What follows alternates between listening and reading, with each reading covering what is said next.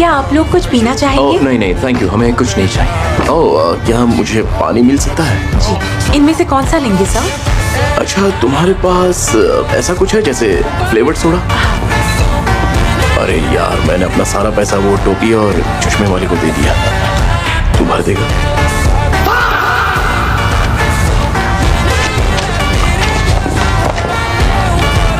इस पानी की बोतल के कितने हुए? 1000 येन सर। ये लो। Thank you very नहीं much, कोई sir. बात नहीं, थैंक यू। इतना महंगा पानी, इससे अच्छा चुल्लू भर पानी में डूब जा। आपका बहुत बहुत शुक्रिया सर।